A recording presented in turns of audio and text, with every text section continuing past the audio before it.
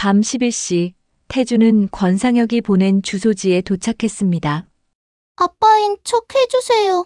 넌 누구니? 무슨 일이니? 제발요. 저 사람들이 저를 데려가려고 해요.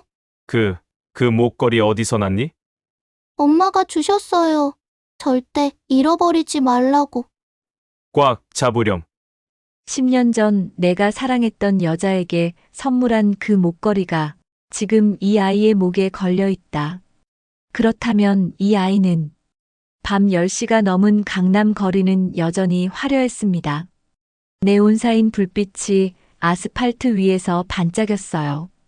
태주는 느슨해진 넥타이를 풀며 걸었습니다. 회의가 길어져 피곤했지요. 보안 전문 기업 세이프존을 운영한 지 7년째. 이제 직원도 50명이 넘었습니다. 성공이라 말할 수 있었지만 어딘가 텅 빈 기분은 지울 수 없었어요. 골목 어귀를 도는 순간 작은 그림자가 눈에 들어왔습니다. 초등학생 또래의 여자아이였어요. 아이는 눈물 젖은 얼굴로 태준을 올려다보았습니다.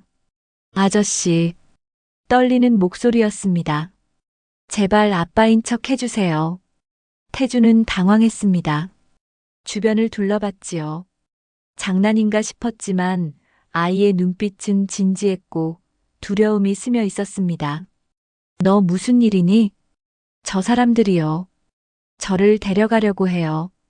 아이가 뒤를 가리켰습니다. 멀리서 여러 명의 남자가 빠르게 다가오고 있었어요. 정장을 입었지만 눈빛이 날카로웠습니다. 본능처럼 태주는 아이의 손을 잡았습니다. 이리 와. 골목 안쪽으로 몸을 숨겼어요. 아이는 태준의 재킷을 꽉 움켜쥐었습니다. 작은 몸이 바들바들 떨리고 있었지요. 괜찮아. 무서워하지 마. 남자들이 지나갔습니다. 둘은 주변을 살피며 무언가를 중얼거렸고 태주는 숨을 죽인 채 기다렸습니다. 잠시 후 발소리가 멀어졌습니다. 태준이 조심스레 고개를 내밀자 남자들은 사라지고 없었어요. 안도의 숨이 새어나왔지요. 이제 괜찮아. 아이를 돌아보는 순간 태준의 시선이 한 곳에 멎었습니다. 은빛 하트 목걸이. 심장이 잠깐 멎는 듯 했습니다. 그건 10년 전 자신이 직접 선물했던 목걸이였어요. 대학 졸업식 날 사랑하는 사람에게 건넸던 세상에 하나뿐인 디자인. 뒷면엔 작은 글씨로 이니셜이 새겨져 있었습니다. 손이 떨렸습니다. 그거 어디서 났니? 이거요? 아이가 목걸이를 만졌습니다. 엄마가 주셨어요. 절대 잃어버리지 말라고 했어요. 엄마. 태준의 머릿속이 복잡해졌습니다. 내 이름이 뭐니? 정다운이요. 정다운. 성이 정이었습니다. 태준은 침을 삼켰어요. 엄마는 어디 계시니? 병원이요. 아이의 눈에 다시 눈물이 고였습니다. 엄마가 사고가 났어요. 차에 치였어요. 뭐? 의사 선생님이 그러는데 깨어나지 못할 수도 있대요. 아이는 흐느꼈습니다. 작은 어깨가 들썩였지요. 태주는 무릎을 꿇고 아이와 눈높이를 맞췄습니다. 내 엄마 이름이 뭔데? 윤소은이요. 엄마는 기자예요. 진실을 밝히는 사람이래요. 윤소은. 10년 만에 듣는 이름. 도서관에서 처음 만났던 날 함께 걸었던 캠퍼스, 손을 잡고 보던 영화, 목걸이를 걸어주던 순간 그리고 떠나보내던 날까지 기억들이 폭우처럼 스쳤습니다. 어느 병원이니? 서울대병원이요. 태주는 아이의 손을 꼭 잡았습니다. 가자. 엄마한테 가보자. 택시를 잡았습니다. 차 안에서 다오는 목걸이를 만지작거렸고 태주는 창밖을 보며 생각했습니다. 설마 이 아이가 내 딸일까? 그럴 리 없다고 스스로를 다독였지만 목걸이는 거짓말을 하지 않았습니다. 병원에 도착해 중환자실 앞에 섰습니다. 유리창 너머로 침대에 누운 여자가 보였어요. 윤소은. 창백한 얼굴에 산소 마스크, 각종 기계가 그녀를 붙들고 있었습니다. 가슴이 와락 죄어왔습니다. 엄마. 다운이 유리창에 손을 대었습니다. 작은 손바닥 자국이 남았어요. 간호사가 다가왔습니다. 보호자시죠? 태주는 한순간 얼어붙었습니다. 자격이 있을까? 저 아이 아빠예요. 완벽한 확신은 아니었지만 어쩌면 진실일지도 몰랐습니다. 간호사는 고개를 끄덕였습니다. 환자분은 아직 의식이 없으세요. 머리 손상이 심해서 경과를 지켜봐야 합니다. 교통사고였나요? 네.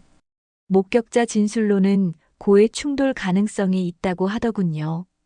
등줄기가 차갑게 식었습니다. 누군가 소은을 죽이려 한 걸까요? 그때 복도 끝에서 발소리가 났습니다. 낯익은 얼굴이 다가옵니다. 박도윤. 세이프존 부사장이자 7년을 함께한 동료였지요. 대표님? 도윤은 놀란 얼굴로 다가왔습니다. 여긴 왜 무슨 일이? 시선이 다운으로 그리고 목걸이로 내려갔습니다. 순간 그의 표정이 굳었습니다. 어딘가 이상했습니다. 지인 가족이 사고를 당해서요. 태주는 담담한 척했지요. 그러시군요. 걱정이시겠습니다. 그는 웃었지만 눈은 웃지 않았습니다. 잠시 서성이다가 발길을 돌렸어요.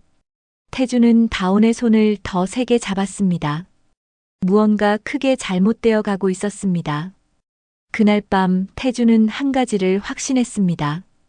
이 아이는 자신의 딸일지도 모른다. 그리고 누군가 아이와 소은을 위협하고 있다. 이번에는 반드시 지켜내야 했습니다. 10년 전에 하지 못했던 일을 이제라도. 병원 복도의 긴 의자에 앉아 있었습니다. 다운은 태준 옆에서 꾸벅꾸벅 졸고 있었어요. 새벽 2시가 넘었습니다. 복도는 고요했지요. 태준은 창밖을 바라봤습니다. 서울의 야경이 멀리 보였어요. 불빛들이 반짝였습니다. 하지만 그의 마음은 어두웠어요.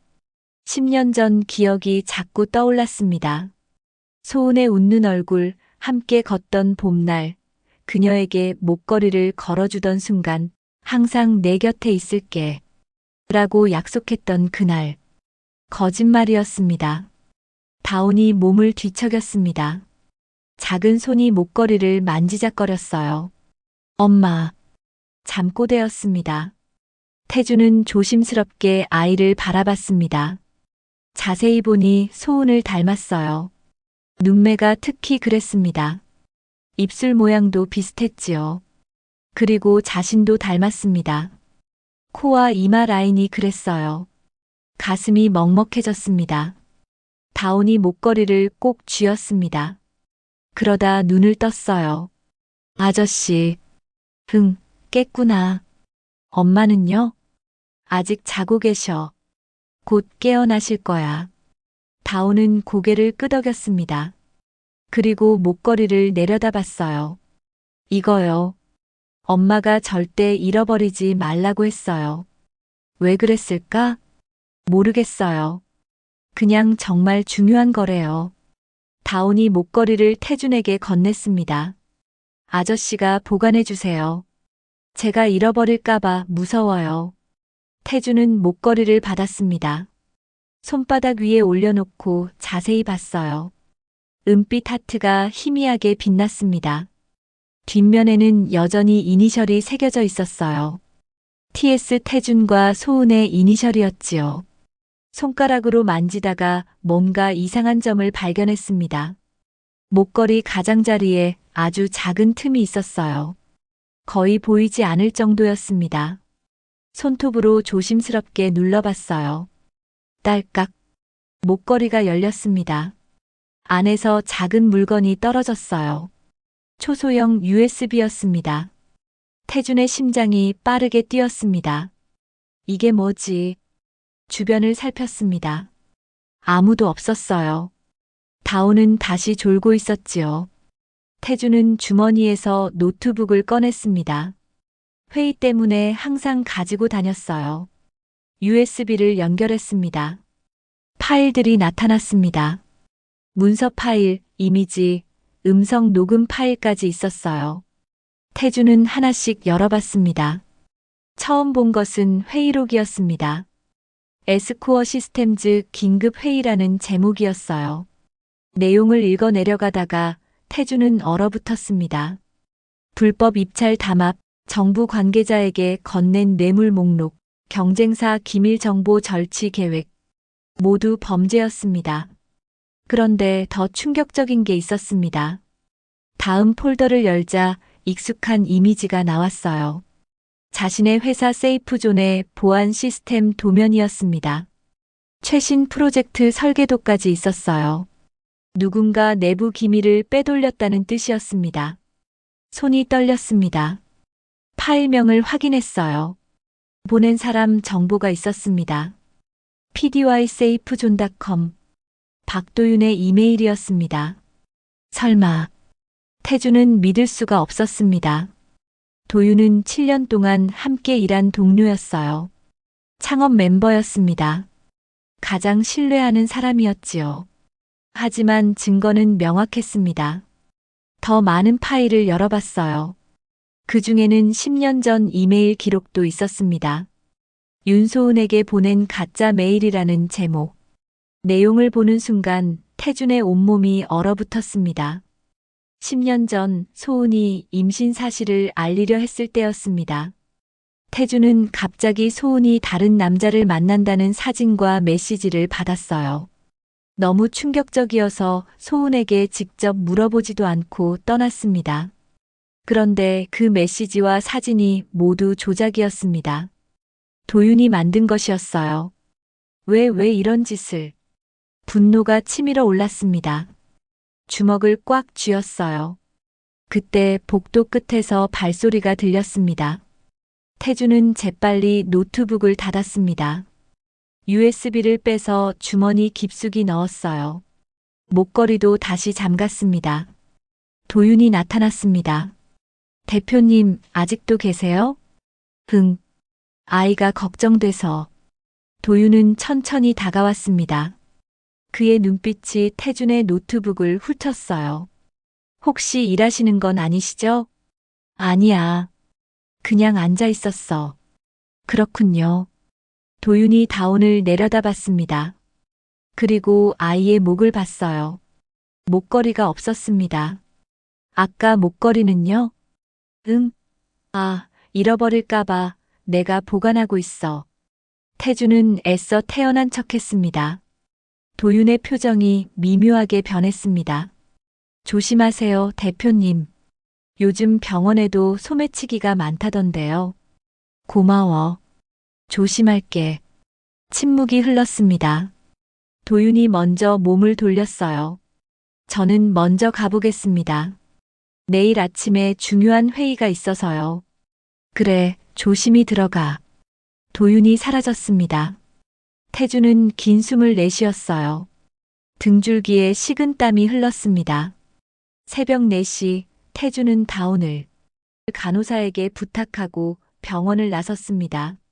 집으로 가야 했어요. 아내 유진이 기다리고 있을 테니까요. 현관문을 열었습니다. 거실 불이 켜져 있었어요. 유진이 소파에 앉아 있었습니다. 여보, 어디 갔다 오는 거예요? 유진의 목소리가 차가웠습니다. 병원의 지인이 사고를 당해서. 지인? 유진이 일어섰습니다. 태준에게 다가왔어요. 그리고 재킷깃을 만졌습니다. 이 향수 냄새 누구 거예요? 태준은 대답할 수 없었습니다. 대체 무슨 일이 있는 거예요? 유진의 눈에 눈물이 맺혔습니다. 당신 요즘 이상해요. 뭔가 숨기고 있잖아요. 유진아, 말해봐요. 다른 여자라도 있어요? 아니라고 말해야 했습니다. 하지만 입이 떨어지지 않았어요. 정확히 말하면 다른 여자는 아니었습니다. 첫 번째 여자였지요. 자신이 떠나보낸 여자. 그리고 어쩌면 자신의 딸일 수도 있는 아이. 지금 당장은 설명하기 어려워. 당장이 아니면 언제요? 유진이 소리쳤습니다. 당신 날 사랑하는 거 맞아요? 그건 물론이지. 그럼 왜 말을 안 해요? 태주는 유진을 안으려 했습니다. 하지만 유진은 뿌리쳤어요. 손대지 마세요. 유진이 방으로 들어갔습니다. 문을 쾅 닫았어요. 태주는 거실에 혼자 남았습니다. 주머니 속 USB가 무겁게 느껴졌습니다. 모든 것이 무너지고 있었어요. 회사, 가정, 그리고 자신의 과거까지. 하지만 이제 멈출 수 없었습니다. 소은과 다온을 지켜야 했어요. 도윤의 배신을 밝혀야 했습니다. 그리고 에스코어 시스템즈의 범죄를 세상에 알려야 했지요. 긴 밤이었습니다. 태주는 창밖을 바라봤어요. 동쪽 하늘이 조금씩 밝아오고 있었습니다. 새로운 싸움이 시작되고 있었습니다. 다음 날 아침 태주는 회사에 가지 않았습니다. 대신 집 서재에 틀어박혔어요.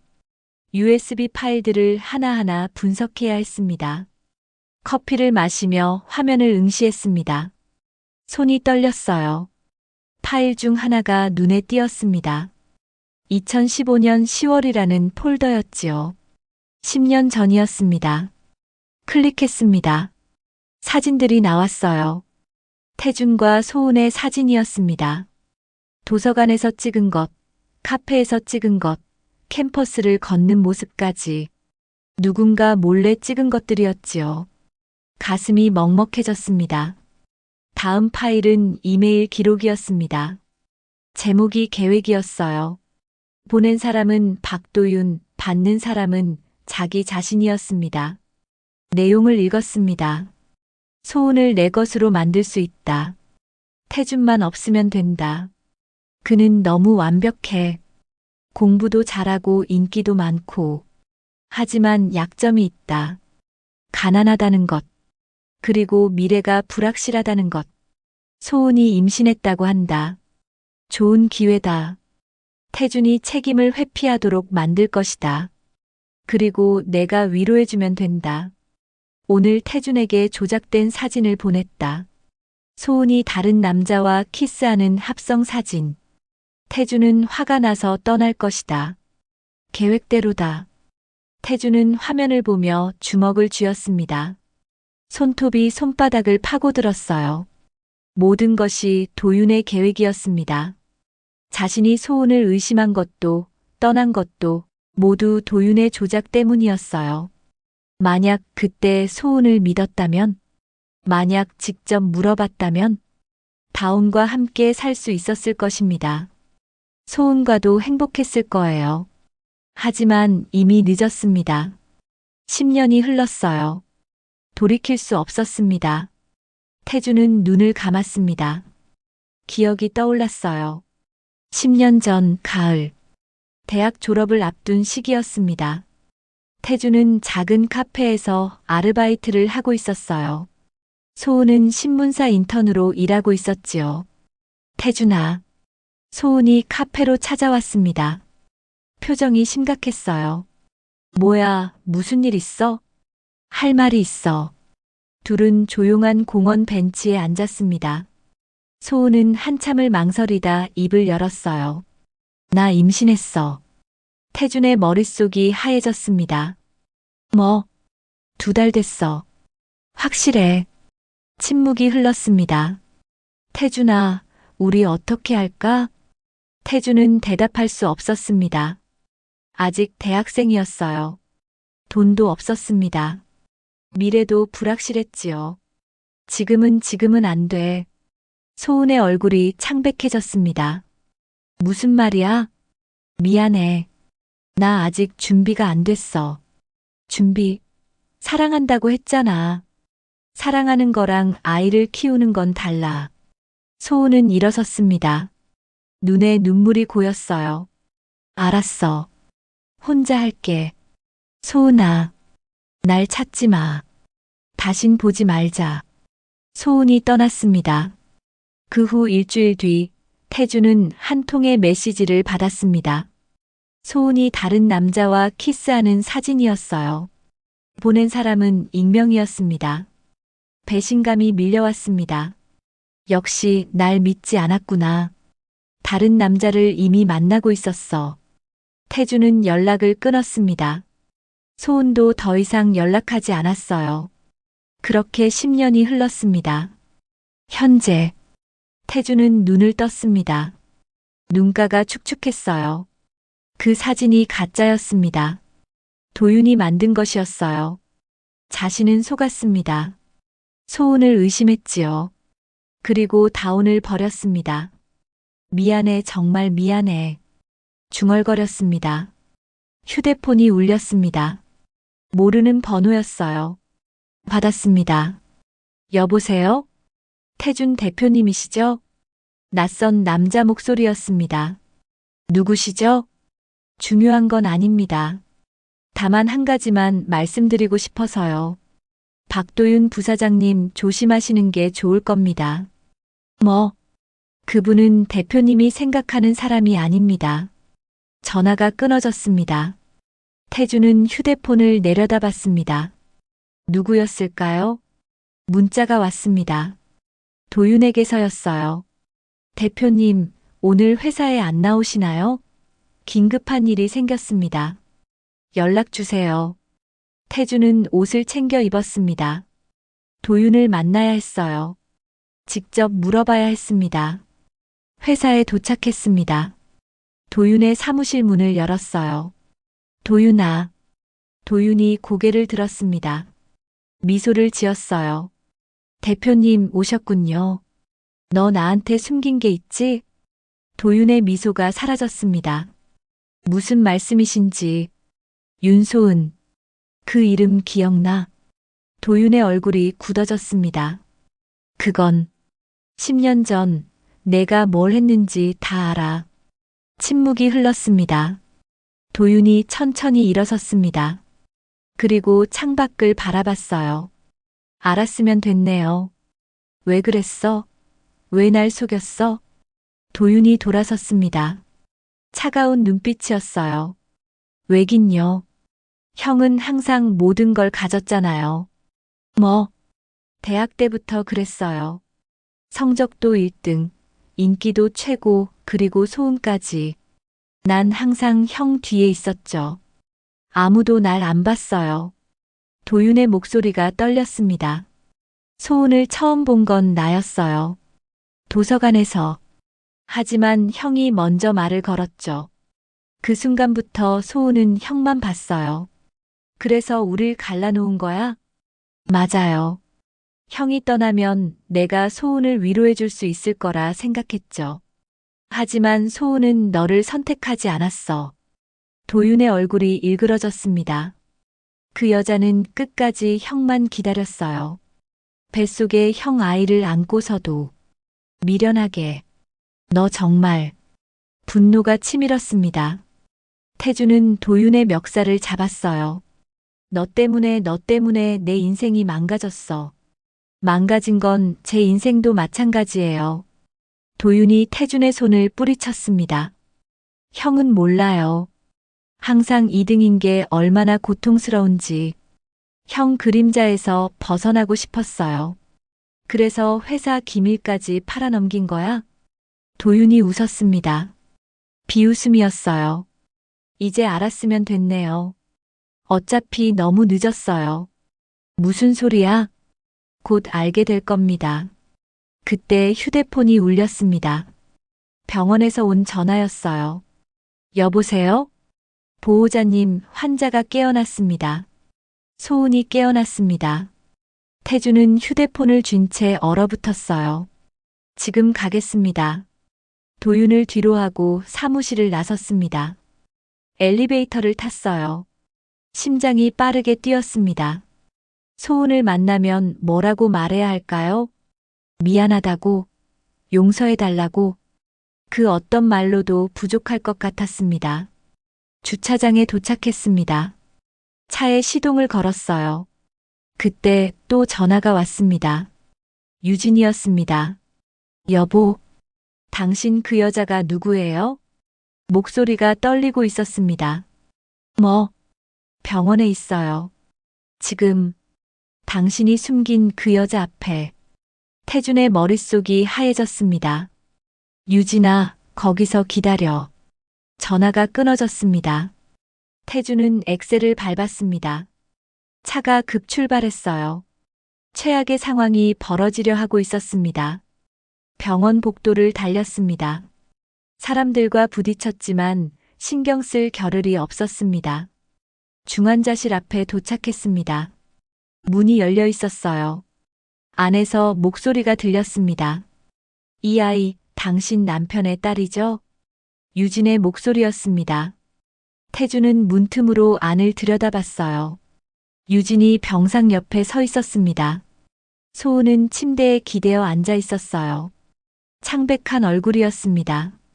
다온은 두 사람 사이에서 떨고 있었어요. 대답해 주세요. 유진의 목소리가 떨렸습니다. 소은은 입술을 깨물었습니다. 대답하지 않았어요. 하지만 침묵이 대답이었습니다. 그럼 내 남편과 언제부터였나요? 10년 전입니다. 소은이 조용히 말했습니다. 저는 몰랐어요. 그분이 결혼했다는 걸. 다시 만날 줄도 몰랐고요. 하지만 아이는 낳으셨네요. 유진의 눈에서 눈물이 떨어졌습니다. 혼자 키우셨네요. 제 선택이었어요. 소은도 눈물을 흘렸습니다. 그분한테 짐이 되고 싶지 않았어요. 그래서 연락도 안 했습니다. 그런데 왜 지금? 제가 원한 게 아니에요. 다온이 위험에 처했어요. 갈 곳이 없었어요. 유진은 다온을 바라봤습니다. 아이는 눈물을 글썽이고 있었어요. 아이는 죄가 없네요. 유진이 무릎을 꿇었습니다. 다온과 눈높이를 맞췄어요. 힘들었지? 다온이 고개를 끄덕였습니다. 유진이 아이를 안았습니다. 다온은 유진의 품에서 울음을 터뜨렸어요. 태준은 문 밖에서 그 장면을 지켜봤습니다. 가슴이 찢어지는 것 같았어요. 유진이 일어섰습니다. 소은을 마주봤어요. 전 이해할 수 없어요. 하지만 당신을 미워할 수도 없네요. 죄송합니다. 미안해하지 마세요. 선택한 건 내 남편이니까. 유진이 문 쪽으로 걸어왔습니다. 태준과 눈이 마주쳤어요. 거기 있었군요. 유진아. 그랬어요. 아무 말도 하지 마세요. 유진이 태준을 지나쳤습니다. 복도를 걸어갔어요. 뒷모습이 작아 보였습니다. 태준은 병실 안으로 들어갔습니다. 소은이 그를 올려다봤습니다. 10년 만에 재회였어요. 말이 필요 없었습니다. 소은아, 오지 말아요. 소은이 손을 들었습니다. 왜 나타난 거예요? 왜 지금? 미안해. 미안하다고요? 소은이 웃었습니다. 쓴웃음이었어요. 그때 널 버린 걸 매일 후회했어. 그 후회로 내 아이를 키울 수 있었나요? 태준은 대답할 수 없었습니다. 10년이에요. 10년 동안 혼자 키웠어요. 밤에 아이가 아파서 울 때, 유치원 입학식에 아빠가 없어서 다온이 나는 왜 아빠가 없냐며 울 때, 전 당신을 원망했어요. 정말 미안해. 이제 와서 미안하다고 하지 마세요. 침묵이 흘렀습니다. 다온이 두 사람 사이에 섰습니다. 그만해요, 제발요. 무서워요. 아이의 목소리가 떨렸습니다. 두 사람은 아이를 내려다봤습니다. 미안해, 다온아. 태준이 무릎을 꿇었습니다. 아이와 눈높이를 맞췄어요. 아빠가 잘못했어. 진짜 우리 아빠 맞아요? 태준은 고개를 끄덕였습니다. 그래, 아빠야. 다온이 태준을 안았습니다. 작은 몸이 떨렸어요. 보고 싶었어요. 정말 보고 싶었어요. 태준의 눈에서 눈물이 흘러내렸습니다. 그때 병실 문이 열렸습니다. 낯선 남자들이 들어왔어요. 정장을 입고 있었습니다. 윤소은 기자님이시죠? 누구세요? 권상혁 회장님이 만나고 싶어 하십니다. 소은의 얼굴이 굳어졌습니다. 거절합니다. 선택권이 없으십니다. 남자들이 다가왔습니다. 태준이 앞을 막아섰어요. 여긴 병원입니다. 나가세요. 방해하지 마세요. 일이 커집니다. 뭐가 커진다는 거죠? 남자가 휴대폰을 꺼냈습니다. 화면을 보여줬어요. 뉴스 기사였습니다. 제목이 눈에 들어왔어요. 보안기업 대표 혼외자 스캔들 논란. 태준의 얼굴이 사진과 함께 실려 있었습니다. 소은과 다온의 사진도 있었어요. 이게 뭡니까? 1시간 전에 뿌려졌습니다. 곧 포털 메인에 뜰 겁니다. 휴대폰이 울리기 시작했습니다. 회사에서, 지인들에게서, 언론사에서 쏟아지는 전화였어요. 어떻게 이럴 수가. 소은이 중얼거렸습니다. 권 회장이죠? 그 사람이 한 거죠? 남자는 대답하지 않았습니다. 미소만 지었어요. 회장님께서 기다리고 계십니다. 같이 가시죠. 싫다고 했잖아요. 그럼 이 기사는 계속 퍼질 겁니다. 대표님 회사도 가정도 무너질 거고요. 태준은 주먹을 쥐었습니다. 비겁한 짓 하지 마세요. 비겁한 건 당신들입니다. 우리 회사를 무너뜨리려 했잖아요. 남자들이 소은을 데리고 나가려 했습니다. 태준이 붙잡으려는 순간 다른 남자가 그를 밀쳤어요. 아빠. 다온이 소리쳤습니다. 태준은 즉시 병원 보안에 신고했습니다. 경비가 달려왔습니다. 남자들은 물러섰어요. 곧 다시 오겠습니다. 남자들이 사라졌습니다. 태준은 바닥에 주저앉았습니다.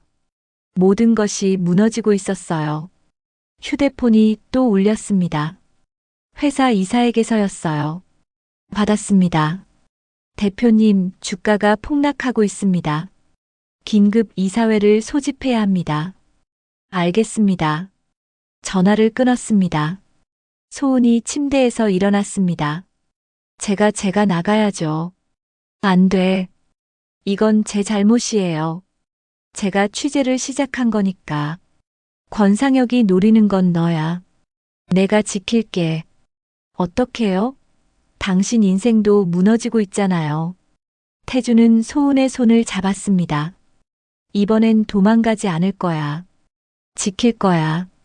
너와 다온을. 소은의 눈에 눈물이 고였습니다. 너무 늦었어요. 아직 늦지 않았어. 그날 밤 태준은 집에 돌아갔습니다. 유진은 거실에 앉아 있었어요. 텔레비전이 켜져 있었습니다. 뉴스에서 자신의 이야기를 다루고 있었어요. 유진아. 봤어요. 다 봤어요. 유진이 고개를 돌렸습니다. 눈이 빨갛게 부어 있었어요. 당신 정말 최악이에요. 미안해. 미안하다는 말 그만해요. 이제 지겹다고요. 유진이 소리쳤습니다. 전 뭐예요? 바보예요? 아무것도 모르고 당신만 믿고 살았는데. 유진아, 들어봐. 듣기 싫어요. 아무 말도 하지 마세요. 유진이 방으로 들어갔습니다. 문을 잠갔어요. 태준은 거실에 혼자 남았습니다. 휴대폰이 울렸습니다. 모르는 번호였어요. 받았습니다. 정태준 대표님이시죠? 나이든 남자 목소리였습니다. 권상혁입니다.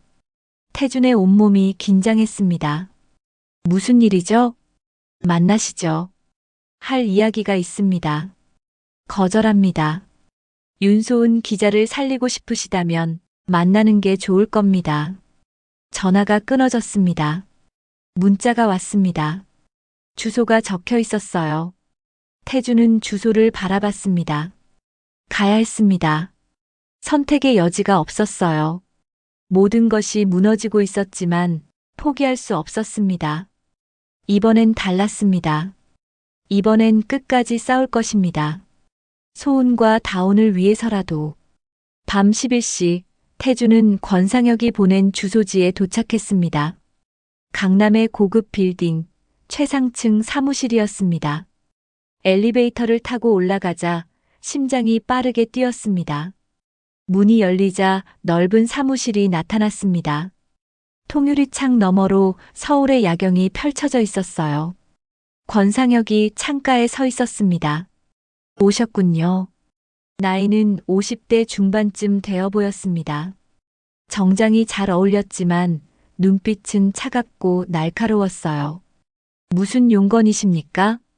단도직입적으로 말하죠. USB를 내놓으세요. 무슨 USB 말씀이신지. 권상혁이 웃었습니다. 모르는 척하지 마세요. 윤소은 기자가 숨긴 증거 말입니다. 없습니다. 거짓말이군요. 그럼 이건 어떻습니까? 권상혁이 태블릿을 건넸습니다. 화면에는 유진의 사진이 있었어요. 집 앞에서 찍은 것이었습니다. 부인을 건드리지 마세요. 태준의 목소리가 떨렸습니다. 그럼 협조하세요. USB를 주시면 모든 게 끝납니다. 그리고 나서 우릴 죽일 거 아닙니까? 오해입니다. 전 사업가예요. 불필요한 폭력은 싫어합니다. 소은의 교통사고는 어떻고요? 권상혁의 미소가 사라졌습니다. 그건 불가피했습니다. 불가피하다고요? 태준의 목소리가 커졌습니다.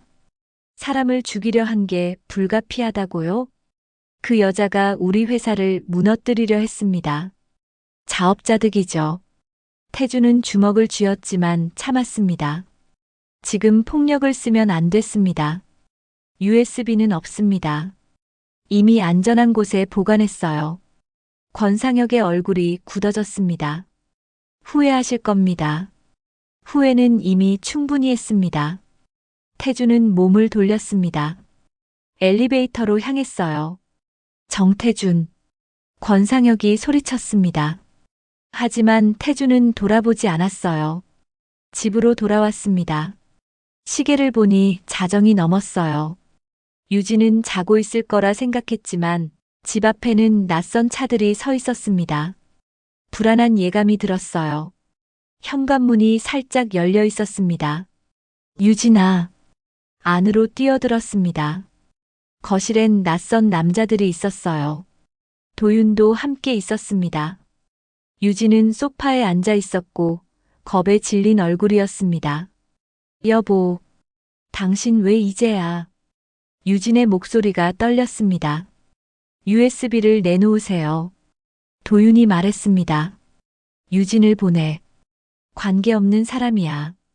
관계없다고요? 대표님 부인인데요. 도윤이 비웃었습니다. 빨리 내놓지 않으면 부인이 다칠 겁니다. 남자 하나가 유진에게 다가갔습니다. 태준은 주머니에서 USB를 꺼내 들었습니다. 여기 있어. 가져가. USB를 던졌습니다. 도윤이 받았어요. 현명한 선택입니다. 이제 가. 그럴 수 없습니다. 뭐? 대표님도 함께 가셔야죠. 혹시 모르니까요. 남자들이 태준을 붙잡으려는 순간 현관문이 열리고 다운이 들어왔습니다. 소은도 함께였어요. 아빠. 다운아, 오면 안 돼. 도윤의 눈빛이 변했습니다. 저 아이까지 좋아요. 다 데려갑시다. 남자가 다운에게 다가갔습니다. 유진이 일어섰어요. 아이는 건드리지 마세요. 유진이 남자를 밀쳤습니다. 남자가 비틀거렸어요. 감히. 남자가 유진을 밀쳤습니다. 유진이 넘어졌어요. 머리가 탁자 모서리에 부딪혔습니다. 유진아. 태준이 달려갔습니다. 유진의 이마에서 피가 흘렀어요. 여보 아파요. 괜찮아, 괜찮을 거야. 소은이 다운을 안았습니다. 뒤로 물러섰어요. 112에 신고할게요. 소은이 외쳤습니다. 남자들이 당황했습니다. 도윤이 소리쳤어요. 빨리 가자. 남자들이 도망쳤습니다. 도윤도 따라갔어요. 태준은 유진을 안았습니다. 휴대폰으로 119를 눌렀어요. 여보세요. 아내가 다쳤어요. 빨리 와주세요. 구급차가 왔습니다. 유진을 실었어요. 태준도 함께 탔습니다. 병원 응급실에 도착했습니다. 의사들이 유진을 데려갔어요. 수술실 불이 켜졌습니다. 태준은 복도에서 기다렸습니다. 소은과 다운도 함께 있었어요. 제 잘못이에요. 소은이 중얼거렸습니다. 제가 취재를 시작하지 않았으면. 아니야. 잘못은 권상혁과 도윤한테 있어. 태준이 말했습니다. 이제 끝내야 해. 완전히. 어떻게요? 증거를 세상에 공개해야 해. 하지만 USB는 가짜야. 태준이 웃었습니다. 진짜는 따로 있어. 클라우드에 업로드해뒀어. 그날 밤 태준은 모든 파일을 언론사에 보냈습니다. 이메일로, 메신저로 가능한 모든 수단을 동원했어요. 다음 날 아침 뉴스가 터졌습니다. 에스코어 시스템즈 회장, 불법 입찰 비리 적발, 정부 관계자와 유착 의혹, 산업 스파이 조직 운영 정황, 모든 증거가 공개되었습니다. 음성 파일까지 함께였어요. 교통사고로 처리하라. 권상혁의 목소리였습니다. 세상이 들썩였습니다. 경찰이 움직였고 검찰도 수사에 나섰어요. 이틀 후 권상혁이 체포되었습니다. 도윤도 함께 잡혔어요. 공항에서 도망가려다 붙잡혔습니다. 소은은 기자회견을 열었습니다. 아직 몸이 회복되지 않았지만 나서야 했어요. 그들은 진실을 은폐하려 했습니다. 소은의 목소리가 떨렸습니다. 제 딸을 위협했고 무고한 사람들을 다치게 했습니다. 하지만 진실은 이깁니다. 언제나 그랬듯이. 카메라 플래시가 터졌습니다. 태준은 텔레비전으로 기자회견을 받습니다. 병원 복도였어요. 수술실 불은 여전히 켜져 있었습니다. 유진은 3일째 깨어나지 못했습니다. 의사가 나왔습니다. 표정이 어두웠어요. 뇌출혈이 심각합니다. 깨어날 가능성이 낮습니다. 그럴 리 없어요. 태준이 고개를 저었습니다. 유진이는 강한 사람이에요. 꼭 깨어날 거예요. 하지만 시간이 흘러도 유진은 깨어나지 않았습니다. 일주일이 지났습니다. 태준은 매일 병실을 지켰어요. 유진의 손을 잡고 이야기했습니다. 유진아, 미안해. 정말 미안해. 내가 잘못했어. 내가 없으면 난 아무것도 아니야. 제발 깨어나줘. 하지만 유진은 대답하지 않았습니다. 어느 날 밤 유진의 손가락이 움직였습니다. 유진아. 태준이 소리쳤습니다. 간호사를 불렀어요. 유진이 눈을 떴습니다. 천천히요. 여보. 유진아, 깨어났구나. 태준의 눈에서 눈물이 흘러내렸습니다. 미안해요, 늦게 깨어나서. 아니야, 괜찮아. 깨어나서 다행이야. 유진이 희미하게 웃었습니다. 아이는 다운이는 괜찮아요? 응, 괜찮아. 소은이 잘 돌보고 있어. 다행이네요. 유진의 목소리가 약했습니다. 당신 이제 그녀를 지켜요. 무슨 소리야. 너도 함께. 안 돼요. 전 이제 힘들어요. 유진아. 사랑했어요. 정말 사랑했어요. 유진의 눈이 감겼습니다. 기계 소리가 길게 울렸어요. 유진아. 유진아. 의사들이 달려왔습니다. 태준을 밀어냈어요. 심폐소생술을 시작했습니다. 하지만 소용없었습니다. 유진은 떠났습니다. 태준은 복도에 주저앉았습니다. 울음이 터져 나왔어요. 미안해, 정말 미안해. 소은과 다운이 달려왔습니다. 태준을 안았어요. 셋은 함께 울었습니다. 유진의 장례식이 치러졌습니다. 많은 사람이 왔어요. 유진을 사랑했던 사람들이었습니다. 태준은 영정 사진 앞에 섰습니다. 고마웠어, 유진아. 날 사랑해줘서, 이해해줘서. 이제 잘 쉬어. 빗방울이 떨어지기 시작했습니다. 장례식장을 나서는 태준의 손을 다운이 잡았어요. 아빠, 괜찮아요? 태준은 고개를 끄덕였습니다. 응. 아빠는 괜찮아. 거짓말이었습니다. 하지만 이제 살아가야 했어요. 유진이 남긴 마지막 말을 지켜야 했습니다. 이제 그녀를 지켜요. 태준은 하늘을 올려다봤습니다. 비가 내리고 있었습니다. 봄이 왔습니다. 한강공원의 벚꽃이 만개했어요. 분홍빛 꽃잎이 바람에 흩날렸습니다. 따뜻한 오후였어요. 태준은 벤치에 앉아 있었습니다. 옆에는 소은이 있었어요. 다운은 앞에서 뛰어놀고 있었습니다. 사건 이후 3달이 지났습니다. 많은 것이 변했어요. 태준은 회사 대표직에서 물러났습니다. 스캔들과 혼란 속에서 더 이상 경영하기 어려웠어요. 새로운 대표가 선임되었습니다. 하지만 후회하지 않았습니다. 이제는 다른 것이 중요했어요. 가족이었습니다. 소은은 독립탐사보도 매체를 창간했습니다. 작은 규모였지만 의미 있는 일이었어요. 진실을 밝히는 일을 계속하고 있었습니다. 힘들지 않아? 태준이 물었습니다. 조금은요. 하지만 해야 할 일이에요. 소은이 미소 지었습니다. 유진 씨가 남긴 용기를 헛되이 할 수 없어요. 유진. 그 이름을 들을 때마다 가슴이 아팠습니다.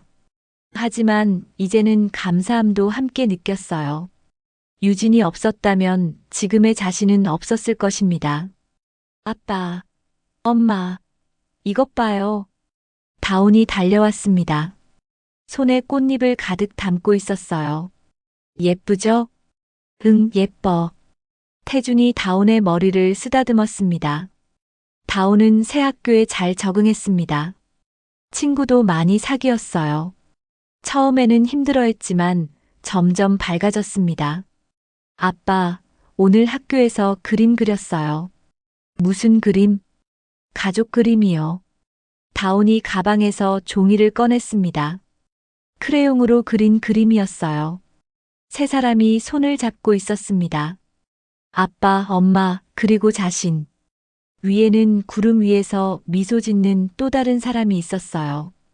이건 누구야? 유진 엄마요. 다운이 대답했습니다. 선생님이 가족을 그리래서 유진 엄마도 그렸어요. 유진 엄마도 우리 가족이잖아요. 태준의 눈시울이 뜨거워졌습니다. 그래, 맞아. 유진 엄마도 우리 가족이야. 소은도 눈물을 글썽였어요. 다운을 안았습니다. 착한 우리 다운이. 세 사람은 한참을 그렇게 앉아 있었습니다. 말이 필요 없었어요. 바람이 불었습니다. 벚꽃잎이 흩날렸어요. 봄 향기가 코끝을 스쳤습니다. 아빠. 다운이 조심스럽게 물었습니다. 우리 이제 진짜 가족이에요? 태준은 잠시 생각했습니다. 그리고 천천히 고개를 끄덕였어요. 응. 우리는 가족이야. 평생요? 평생. 다운이 환하게 웃었습니다. 좋아요. 그때 근처 카페에서 텔레비전 소리가 들렸습니다. 뉴스였어요. 에스코어 비리 사건, 최종 판결 나와. 권상혁 전 회장, 징역 15년 선고. 박도윤 전 부사장, 징역 10년. 정의가 실현되었습니다. 늦었지만 결국 이루어졌어요. 소은이 화면을 바라봤습니다. 끝났네요. 정말로. 응. 이제 끝이야. 태준이 소은의 손을 잡았습니다. 소은도 손을 꽉 쥐었어요. 10년 만에 재회. 수많은 아픔과 시련. 그리고 희생. 모든 것을 지나 지금 이 자리에 앉아 있었습니다. 소은아. 응. 미안해. 늦게라도 돌아와서. 이제 그만해요. 미안하다는 말. 소은이 고개를 저었습니다. 우린 앞만 보고 가요. 과거는 과거니까. 그래도 유진한테는 정말 미안해. 유진 씨도 알 거예요. 우리가 행복하길 바랄 거예요. 소은의 눈빛이 따뜻했습니다. 유진 씨는 그런 사람이었어요. 저도 알 수 있었어요. 태주는 하늘을 올려다봤습니다. 파란 하늘에 흰 구름이 떠 있었어요. 유진이 마지막으로 남긴 말이 떠올랐습니다. 이제 그녀를 지켜요. 지키겠습니다. 약속했어요. 소은과 다온을, 이 새로운 가족을 더 이상 도망가지 않겠습니다. 외면하지 않겠어요. 책임지고 사랑하겠습니다. 아빠, 저기 아이스크림 트럭이에요. 다온이 손가락으로 가리켰습니다. 사줄까? 네. 다온이 뛰어갔습니다. 태준과 소은이 천천히 따라갔어요. 손을 잡고 걸었습니다. 아이스크림을 사서 다시 벤치로 돌아왔어요. 세 사람이 나란히 앉았습니다. 맛있어요. 다온이 환하게 웃었습니다. 태주는 그 웃음을 바라봤습니다. 가슴이 따뜻해졌어요. 이 순간이 영원하길 바랐습니다. 해가 서쪽으로 기울었습니다. 석양이 한강을 비쳤어요. 물결이 반짝였습니다. 집에 갈까? 소은이 물었습니다. 응, 가자. 일어섰습니다. 다온의 손을 잡았어요. 소은도 반대편 손을 잡았습니다. 세 사람의 그림자가 석양 아래 하나로 겹쳐졌습니다. 걸어갔습니다. 천천히요. 급할 것 없었습니다. 이제 시간은 충분했어요. 앞으로 함께 걸어갈 시간이 많았습니다. 멀리서 교회 종소리가 들렸습니다. 저녁을 알리는 소리였어요. 하루가 저물고 있었습니다. 하지만 끝이 아니었어요. 내일이 올 것이었습니다. 새로운 날이 시작될 것입니다. 희망과 함께, 사랑과 함께. 다온이 노래를 불렀습니다. 학교에서 배운 동요였어요. 우리 집에 왜 왔니, 왜 왔니, 왜 왔니? 귀여운 목소리였습니다. 태준과 소은이 함께 웃었어요. 행복했습니다. 이 순간이 바로 행복이었어요. 화려하지 않았습니다. 완벽하지도 않았어요. 하지만 진짜였습니다. 진짜 행복이었습니다. 유진이 보고 있을까요? 아마 그럴 것입니다. 하늘 어딘가에서 미소 짓고 있을 거예요. 태주는 마음속으로 말했습니다. 고마워, 유진아. 정말 고마워. 사랑했어. 바람이 불었습니다. 부드럽고 따뜻한 바람이었어요.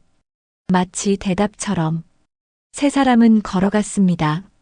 마지막 장면까지 함께 해주셔서 감사합니다. 태준과 소은의 10년 만의 재회, 다온이를 지키기 위한 모든 순간, 그리고 유진의 마지막 선택까지. 긴 여정 끝까지 함께 해주셨네요. 재미있게 보셨다면 좋아요와 구독 부탁드려요. 알림 설정까지 해두시면 새로운 이야기를 놓치지 않으실 거예요.